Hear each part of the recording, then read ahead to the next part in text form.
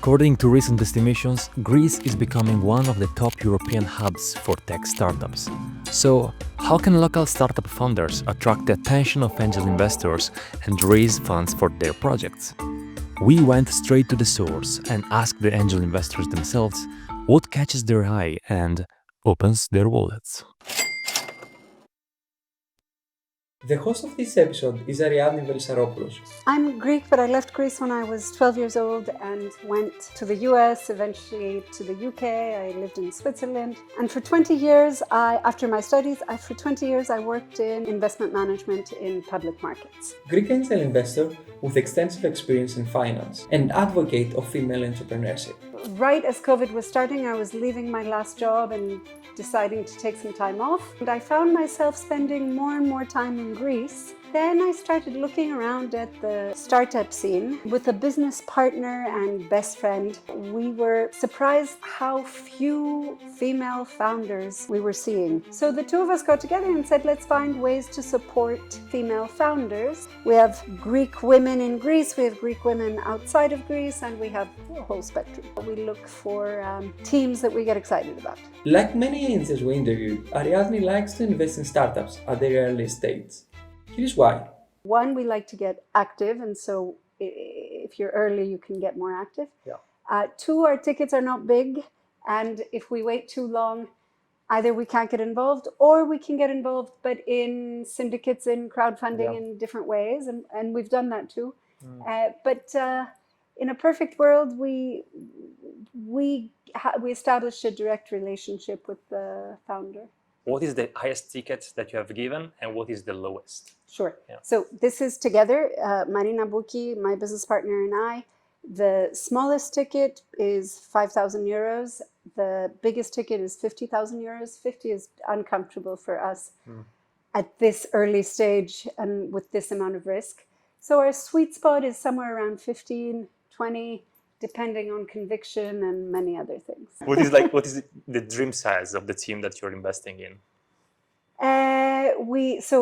The solo founder makes us nervous. We have made such investments. Some are fantastic, some we wonder. In a perfect world, no solo founder, but 2 people, maybe 3 people. We've had 3 people teams where one of the 3 has gotten ejected. I'm not sure there's a perfect formula, but we like more than one. Okay. Yeah. So at least and this is at the founding level. Yeah. And how does Ariadne's portfolio of investment look like? We're pretty diversified. We, once again, because it's our own capital and we don't have to report to anyone, we haven't done the pie chart where we tell people what sectors we're invested in because nobody cares. Marina, my business partner, spent 17 years doing investment banking in financial institutions. So we end up looking at a lot of finance stuff, fintech. She started life as an actuary, so we look at insurtech. But we look at everything that we feel has some real growth potential. We've had out of the 15 investments we've done together, we've already had 1 0, which, by the way, we invested with this one and we thought we will sleep well at night. It's an experienced team. They know exactly what they're doing. This one is, we're not taking much risk here, but instead, it's, where do we have the most hope? You never know. Some of the investments that we've made, some of the investments that I've made as when a VC will give us extra capacity, have raised further rounds at more interesting valuations. So there we say, okay, this is looking good, but once again, you never know. Yeah. The ones that we made entirely on our own, I'm not going to say a name because I feel like I will jinx it without any. We don't have to mention without any doubt. But mental health detection. We feel she's on a great track. We honestly, all of them, we think, have huge potential. Potential. All fingers crossed. That's the hope. Unlike other investors we interviewed, Ariadne and her partner are quite young to angel investment, and they're still approaching the real first exit. Yeah, no exits. We've been doing this for 4 years now, and we haven't had either an exit or, any kind of cash return, let's say. But we weren't expecting one in such a short period of time. And honestly, we would have expected more lessons, let's call them, more failures in this time.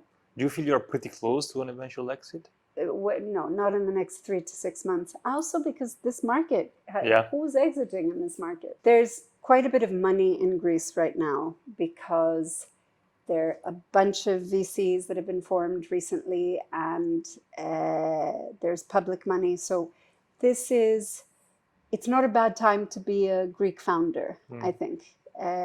It's not impossible for them to raise money. And when we've seen outside of Greece so much moaning about the fundraising environment is so difficult, I think that Greece has had an easier time as a result of structural issues in Greece with funds, and also newer funds that haven't allocated all their capital. So that has been good for everyone, including female founders. I don't know that Greece is better or worse for women. I feel like each situation is a specific case to that specific founder.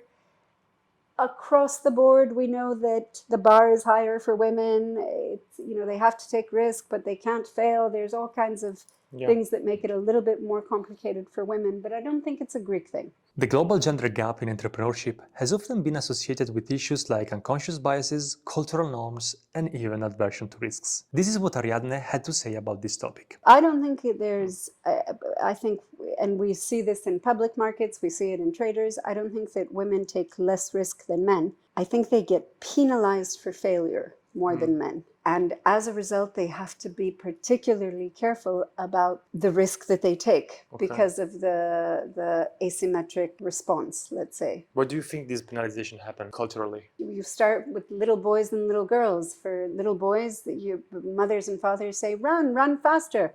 For little girls, they say, be careful, don't fall. So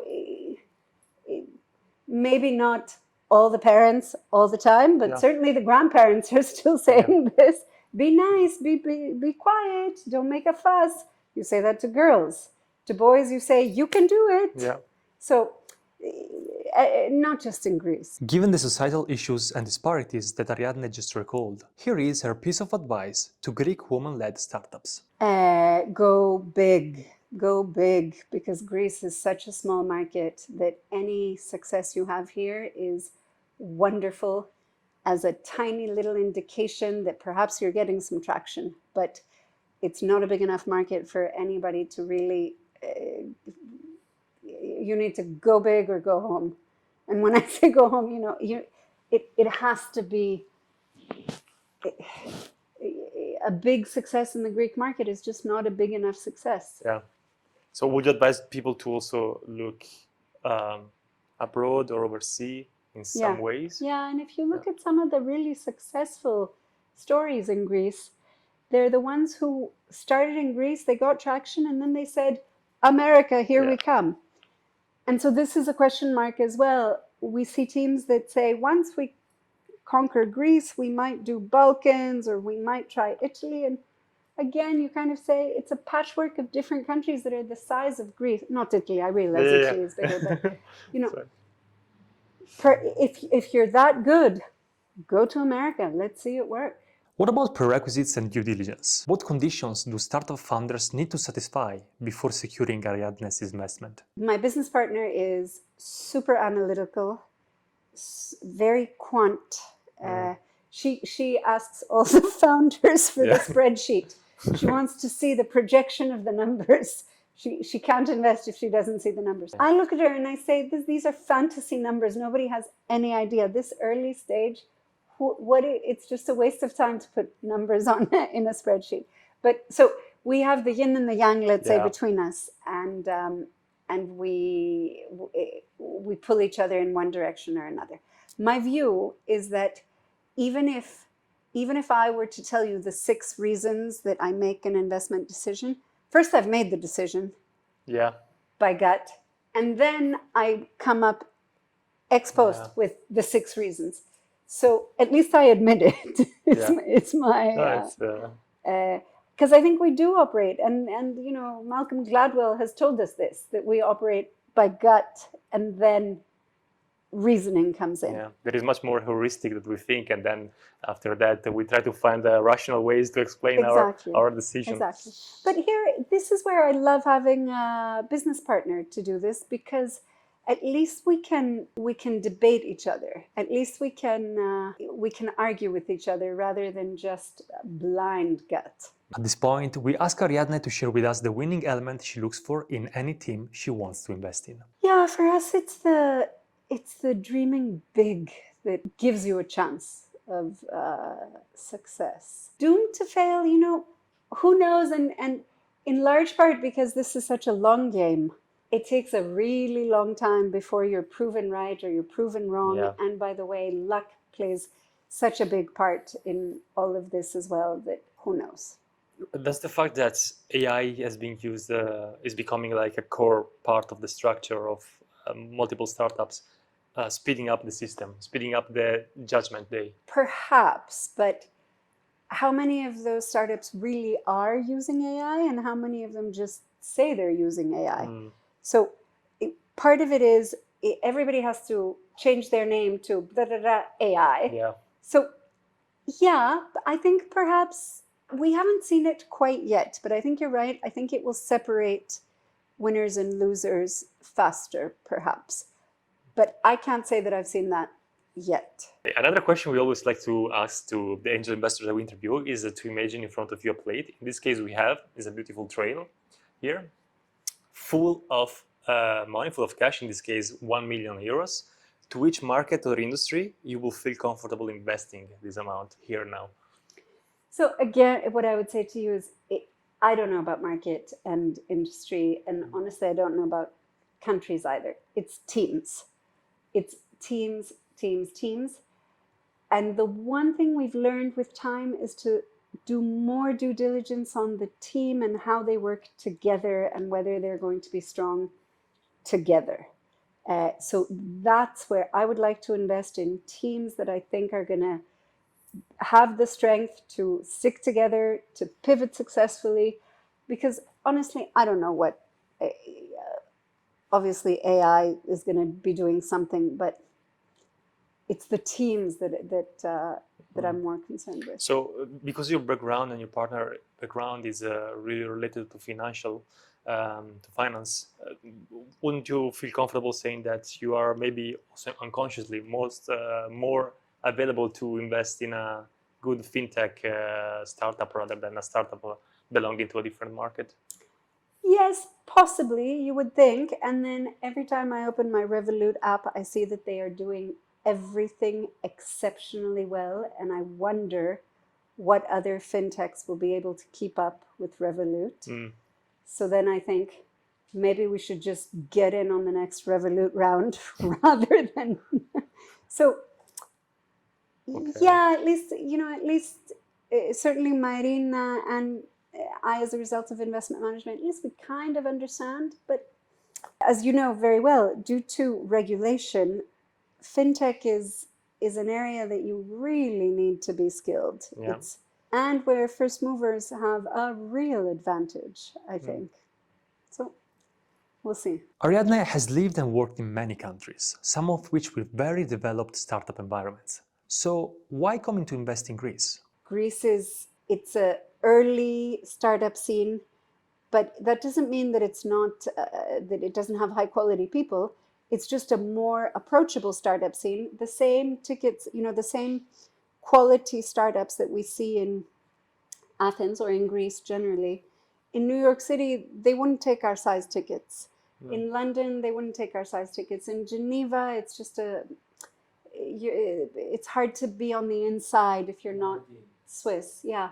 So to be in a country where we have deep roots. My business partner and I both have a solid network here. We can do great due diligence, and you can invest early on and really see a difference. It was exciting. Do you tend to offer just your money, or as angel investors, you also actively participate in the decision making of the startup, their business model? Do you follow them, or you kind of lay back and give them full autonomy? So I don't think you can say we participate in decision making, but we definitely offer our advice. Generally speaking, they ask for it, but even when they don't ask for it, we offer our advice.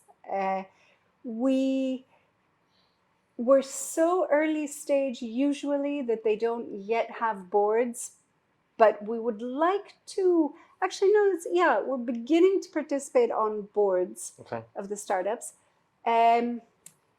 Oftentimes, our ticket isn't big enough, so there's somebody else with a much bigger ticket who is going to sit on the board. But other times we feel like our expertise trumps the bigger ticket. So yeah, we definitely do. And then anything that can be useful to them, whether that's network, and if you come back to the women, just having a strong female network that supports you is one of the things that women have been missing. So we want to be super active on that. Advice, opening doors abroad, because of Marina lived in the UK for 20 years. I've lived in the US and in Switzerland and the UK, wherever we can open doors and get them thinking globally. You told me before about what you're looking in a team that you and your partner want to invest in. But what about the founder? What are you looking in a founder? Is it the vision? Is it the background? Is it their story? So it's the hunger, it's the desire to succeed. They have to have a vision, as in not just I want to have a unicorn, but I want to solve a specific issue. Honestly, I feel like they have to have some polish, because they are going to be selling to raise money, to get new customers, to regulators. So polish is more important than one would think. Integrity, I can't say enough about that, because especially since we're early stage and small tickets, you have to make sure that you're going to be treated right. Honestly, this is why so few of them actually make it. They need to have the whole shebang. What about stubbornness? We heard from many investors that stubbornness is kind of the key in assessing a founder with a behavior. Yes, that is, absolutely stubbornness, but also flexibility and the ability to pivot. So, I mean, the duality that has to be there, right? Yeah, and a fearless optimism that borders on stupidity, but you've got to have it. You need to have that energy and almost delusional vision if you want to make your idea succeed. This is what Ariadne stressed about. At this point, we discussed with her about the new ways in which angels can choose to invest in Greek startups. So one of our favorite investments, I think she wanted a £20,000 minimum. It was early days and we were just we didn't understand the sector well enough. We just weren't comfortable. But we realized that she was taking either angel tickets at 20,000 or she was collecting some sum through crowdfunding. So we went in through the crowdfunding. We didn't tell her. It's not that we didn't tell her, but we sort of felt we don't want to bother her. And then eventually we let her know, and we have a direct relationship with her, even though we're a small ticket. And in that case, in fact, we have made a recommendation in terms of staffing. So yeah, every way. And this, by the way, is the beauty of not having a fund, because we can, any currency, any time horizon, any size, we can do everything. If you followed our conversation until now, you might have understood that Ariadne prioritizes a certain target group when looking to invest. But here are more prerequisites that she looks for in a startup when considering an entry. We like a diverse team, and not a solo founder, right? So we like a team that has complementarity and diversity. Number one. When we say diversity, women versus men is the classic one, but socioeconomic diversity is important as well. Immigrant founders, love. So anybody that's not just your standard. We like to sleep well at night because we're trying to solve problems that the world needs solving. So recycling businesses, circular economy, anything to do with mental health, elderly. We love businesses, and everybody has a different way and an eloquent and elegant way of saying this, but issues that affect women or minorities more than others. So again, elderly care is a classic one because it's usually women who take care of their older parents. So what we find, occasionally we get a story that meets, check on all these different things, and then we get, and if the team is fabulous, we love it. We love those stories, but it doesn't have to be like that as well. The one thing that we've learned with time is that due diligence spent on the founders and their relationship with each other. That is time well spent. And we don't have to take their time, but speaking to people who know them. I mean, we could take their time a little bit, but more ways to understand their motivations. We want the technical skills too. You have to have them because the competition is too fierce. The one thing that we like to see is that the founders have the majority of the equity, and they are keeping the majority of the equity. We don't like to see a giant other investor who's not in the day-to-day. Okay. And this is where we ask Ariadne a final piece of advice for everyone trying to found a startup in Greece. I would say go for it, because this concept, so this is a Greek versus perhaps Anglo-Saxon thing that, but what if I fail? What if we don't succeed? We're all grown-ups. Things will not succeed, and they definitely won't succeed if you don't try. So go for it in an intelligent way, with a clear plan, with a vision and all of that. But go for it, because waiting around it guarantees that you're not going to succeed. And it's okay, we like second-time founders. It doesn't mean that the first time they invented Google, they wouldn't be talking to us. So, gain your experience. Go do it. Thank you so much, Ariadne. It was a My pleasure. pleasure, Thanks. Marco.